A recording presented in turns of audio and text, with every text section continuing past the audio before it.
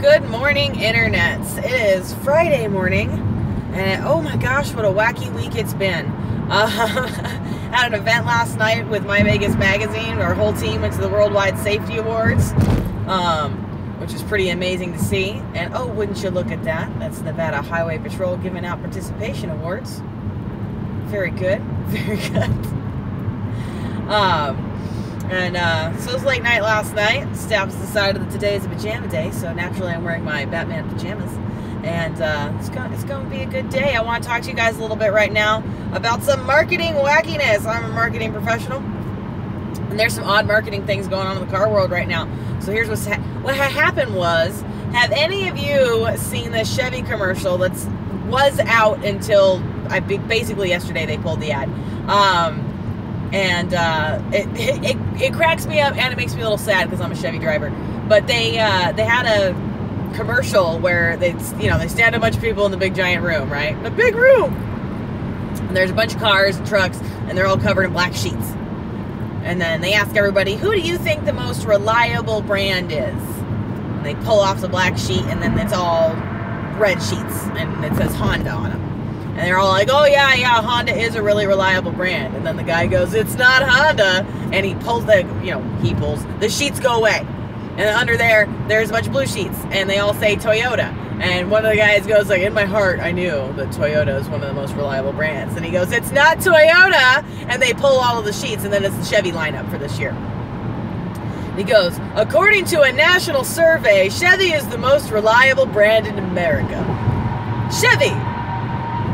Whatever, right? So that's the ad. Well, here's the problem. Chevrolet was challenged by Toyota on this and have had to pull the ad because reliability is not subjective. Also, Toyota makes both the Corolla and the Camry. These are two notoriously reliable platforms. They sell incredibly well, and they are known for being rock-steady, reliable cars. Also, they both retain their value better than almost any other cars on the market. And that is saying something. When you buy a new car, the depreciation is ridiculous. And I'm not saying these things don't depreciate. Of course they depreciate. But they depreciate less than most other vehicles do. Less than this, for example. The depreciation on this that I'm driving right now, ridiculous. Absolutely absurd. This thing was almost, what was it? Over 50 new. And I picked it up for 14 2 years ago, and I put a bunch of miles on it since. Who knows what it would sell for now? Don't care, not selling it. But, there's a Camry right now. Lovely. In forest green. Lovely car. So Toyota challenged Chevrolet on this, and obviously they had grounds to challenge because Chevy just pulled the ad. Now, here's where it gets funny. According to a national survey, Chevrolet is the most reliable. Now, if you worked at Chevrolet and in the marketing department, and you were going to survey people who were hopefully going to say nice things about Chevy, who might you survey? Well, they surveyed freaking Chevy owners. That's who they surveyed. Which Chevy owner is going to say, this one, but for the most part, which Chevy owner is going to say, yeah, I drive a Chevy, but I know that Honda is the most reliable, or yeah, I drive a Chevy, but my neighbor drives a Kia and it's never in the shop. Yeah, I drive a Chevy. The whole family has always driven Chevys. Love my Chevy. My brother's Ford's never broken. Nobody, of course, all the Chevy drivers, you're going to get a big giant sample of people who are going to say nice things about Chevrolet. Just silliness. And GM does these things that are so weird when it comes to their marketing, and look, Chevy, if you need help, I'm a big fan in a Chevy right now. Big fan. I'm a girl. Give me a call, and we'll work this out. It's gonna be okay. But this latest thing with their commercials cracking me up, man. According to a national survey, the most reliable. I don't like when people survey and try to collect data and then present data as though it really is opinion data. it's pretty easy to see, like, I mean, reliability is not subjective. It's not opinion based. If your car is in the shop a lot, if it breaks down, 3 to 9 times a year, that's not a reliable vehicle, no matter whether you say it is or not. Speaking of reliability, one of the viewer questions was, are there any long-term effects after the car crash with Alessandro here, Alessandro the Volt, and, since they put it back together, am I having any issues? The short answer is no.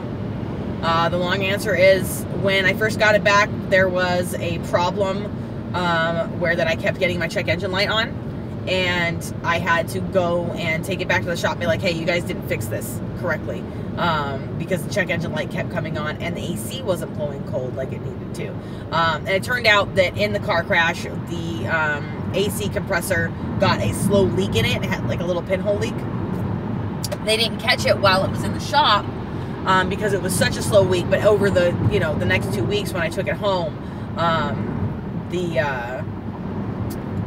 we don't use Freon anymore. What is it? R12? Anyway, it had a coolant leak. And so, they replaced that piece. They refilled it. They recharged it. And ever since then, that's been about it. The only other thing I've had to do on it since is that when I drove to California and I was climbing an elevation towards El Cajon Pass, it got cold. The car got cold for the first time in over a year. And my tire pressure went down. So it gave me a little tire pressure warning, so I got out and I put air in the tires. Like, that's literally all that happened, was that the air in the tires got cold and it shrunk, because that's what happens. Decreased in volume, and I lost some pressure. So I added air, and that's it. As far as reliability goes, now, I know I just made fun of Chevy for not actually being the most reliable out there. And by and large, I mean, I got a broken Chevy truck in my garage right now. I love Chevy, and I do. It's a happy brand for me, and that's primarily because I understand. I don't know. When I start getting a Chevrolet apart, I get it. If I start getting a Ford apart, I don't get it, and that just comes down to my experience and what I know. So I'll probably stay Chevy for that reason. You go with what you know. But this car in particular is one of the very most reliable cars ever produced in America. The things that go wrong on cars are usually the places where there's explosions. So, the motor. Now, the motor in this thing is running such a small amount of the time. Lovely motorcycle. I am not familiar with that club. Bottom rocker, no top rocker, Defiant Cartel. Good looking patch, good looking bike. Huh. Well, hi there, Defiant Cartel. Sorry guys, squirrel. Like I said, it was a late night last night.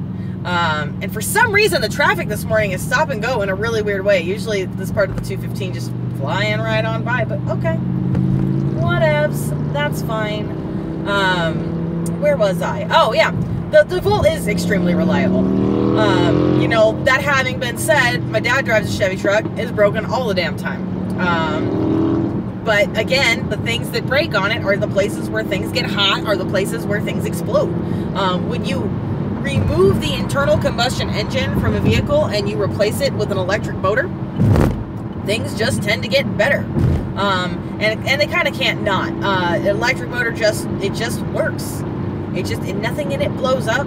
It doesn't heat up the same way something like a gas motor does. And you don't have issues with, trying to contain explosive gases. You don't have issues with spark plugs. There's so many moving parts in a motor, in an engine. Whereas an electric motor doesn't, what are we really looking at for moving parts? 2, 3? And way less friction. We're not having to lube it.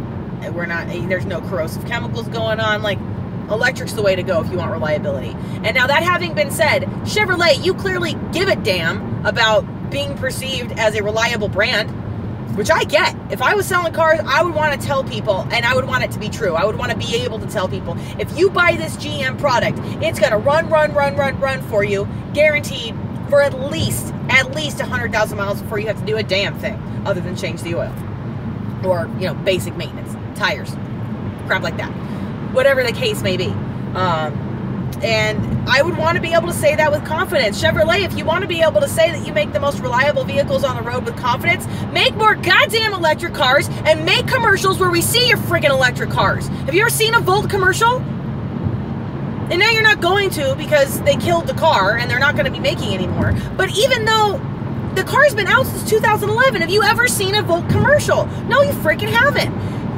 Pull your heads out of your asses, GM. And this is painful for me to say. This is some tough love time from a fan, okay? From somebody who really loves the brand, who is loyal to the brand. When I had a choice, and I had cars to go get, you know, I had a choice between a notoriously reliable Honda and a Chevy. And I went Chevy. I obviously care.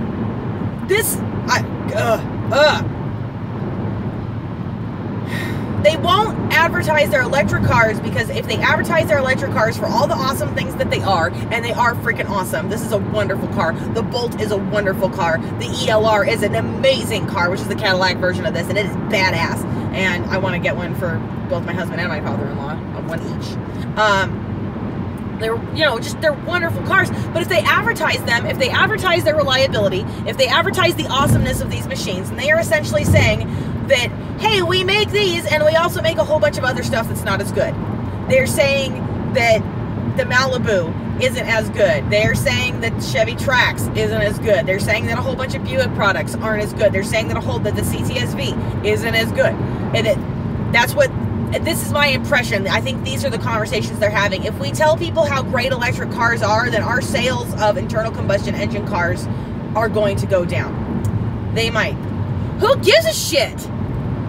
Oh, I know who gives a shit. GM gives a shit, and here's why. Here's why. Because they want you to have to replace your car every 5 years, and I'm not going to have to replace this in 5 years. I might choose to. I might choose to buy another car, but I'm not going to be forced to. They don't want to make cars that last forever anymore. They don't. Look at that OBS truck right over there. Paint peeling all off of it. Basically held together by primer paint and like hope. And the thing is still on the road and still running because those things ran great. I don't know. I don't get it. It makes me angry as a marketing person. It makes me angry as a Chevy fan. And it makes me angry as an EV enthusiast. This is the wave of the future. Get with a goddamn program. Like, okay, you killed the Bolt and you killed the Volt, and that's sad, and it's stupid. It's so unbelievably stupid. Did I mention that it's stupid? Because it's friggin' stupid. But now that you've done that, do something else. You know, they're talking about making an Escalade, a hybrid Escalade. That's pretty cool. I like the idea of these new EVs coming out. I know that they're putting that R&D in there, but stop trying to sell us cars that aren't as good as though they were better. Say what it is. Push the lease option. If they don't last, push the lease option and be like, hey, we got these really great cars for lease. The commercial, it was a dumb commercial to begin with. It wasn't compelling. I'm tired of watching the Chevy commercials where they're in a really big room. Look at the big room. It's to the point now where other brands, other unrelated brands that are not automotive brands, but Progressive has made a commercial to make fun of those Chevy commercials. Hey, it's a small room. Now it's a bigger room. Look at this. Like, it's the same format. It's crap. It assumes the consumer is stupid. And it's like, I don't know, it's like peekaboo for grown-ups. And it's dumb. It's a dumb way to sell cars. Show me a car on the road actually doing stuff. I don't want to see simulation. I don't want to see CGI. I want to see those wonderful words at the bottom of the screen. Ooh, you know those words I want to see in that commercial? Professional driver on closed course. Do not attempt. Show me a car doing something badass. And you know what? If you're not going to sell me electric cars, fine. Fine. You got the mid-engine Corvette coming out soon. A real American supercar. That is coming out. That's done deal. It's going to happen. Show me something awesome. Get back to being awesome. If what you want is to compress and ignite and explode and burn dinosaurs, if that's what you want to do, Chevy, fine, friggin' do it. But make a better friggin' commercial. Stop assuming that we're stupid. And don't base your claims to reliability on subjective opinion-based data. That's friggin' dumb. It's so dumb. That's like marketing 101. Just like, stop. Stop. and real quick, another viewer said, well, actually, it's been one of my more popular requests, is when it is time to do an oil change in this, will I film it? Yes, I will, and I will do it myself. But right now, guys, I've had this, and I have driven the absolute hell out of this. I drive my Volt a lot harder than most people do, and I still have 59% oil life. I'm not even halfway to the point where I need an oil change because the gas generator's not running, you know, even 10% of the time. So, you know, I might do an oil change sooner. Just so that we can make the video and show you guys how it's done. I'm interested to see how it's done, to learn it, and then show you guys it, and change my own oil, and to, you know, finally do a little bit of wrenching on this thing. But you know, that's what's going on. Thank you all for sending me your suggestions and sending me your questions. I really, really appreciate it. Please keep them coming in the comments down below. Your questions and your comments and your suggestions for things you want to see have really kept me going and helping me get back into my groove. And I really appreciate all of you for that. And I think that's gonna about do it for me today, guys, as I'm getting ready to pull up to the My Vegas office. And man, this construction site right next to where I work is just never gonna end. It's never, I don't. That's what we need, is more condos because of our housing shortage. All right, guys, that's going to do it for me today. If this is your first time on the channel, thank you so much for watching. Please consider subscribing right over here. Here's some other things I think you'll enjoy right down here. My name is Catherine. This is EVs of Nevada. Please remember to like, subscribe, and smile.